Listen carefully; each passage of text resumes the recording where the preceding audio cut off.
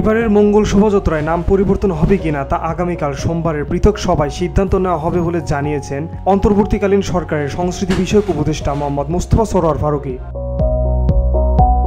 আজ রবিবার বিকেলে সচিবালয়ে এক প্রেস ব্রিফিংয়ে এসব কথা বলেন তিনি বলেন, সমাজ থেকে কোনো সংস্কৃতিকে বাদ দেওয়া মঙ্গলজনক নয়। এবারের শোভাযাত্রায় সত্যিকার অর্থে পরিবর্তন দেখতে পাবে মানুষ। উপদেষ্টা মোস্তফা সরোয়ার ফারুকী বলেন, শোভাযাত্রা যখন শুরু হয়েছিল তখন এর নাম ছিল আনন্দ শোভাযাত্রা। আগে নাম পরিবর্তন হয়েছে, এবারও তা হতে পারে। বসুন্ধরা, উত্তরা, বনশ্রী, কুড়িল ও বাড্ডা সহ রাজধানীর বিভিন্ন স্থানে অভিজাত ও অত্যাধুনিক মানের ফ্ল্যাট কেনার এক নির্ভরযোগ্য প্রতিষ্ঠান প্লেজেন্ট প্রপার্টিজ লিমিটেড। তাই আপনার স্বপ্নের আবাসনের জন্য আজই যোগাযোগ করুন।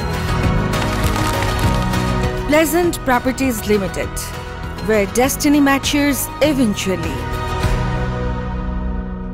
এবার বাঙালিদের শোভাযাত্রা হবে না, সবার শোভাযাত্রা হবে। নাম পরিবর্তন হলেও ইউনেস্কোর স্বীকৃতিতে কোনো সমস্যা হবে না, কারণ ইউনেস্কো শোভাযাত্রাকেই স্বীকৃতি দিয়েছিল। তিনি বলেন, এবার পহেলা বৈশাখের অনুষ্ঠান সন্ধ্যার মধ্যে শেষ করতে হবে, এমন কোনো নির্দেশনা থাকবে না। তবে অনুষ্ঠান কতক্ষণ চলবে তা পুলিশের পক্ষ থেকে জানিয়ে দেওয়া হবে বলে জানান সংস্কৃতি উপদেষ্টা। তিনি আরও জানান, চৈত্র সংক্রান্তিতে শিল্পকলায় রক কনসার্ট অনুষ্ঠিত হবে। পয়লা বৈশাখে সংসদ ভবনের সামনে সাংস্কৃতিক অনুষ্ঠান এবং চীনা দূতাবাসের সহযোগিতায় ড্রোন শো আয়োজন করা হবে। VOD Bangla news desk.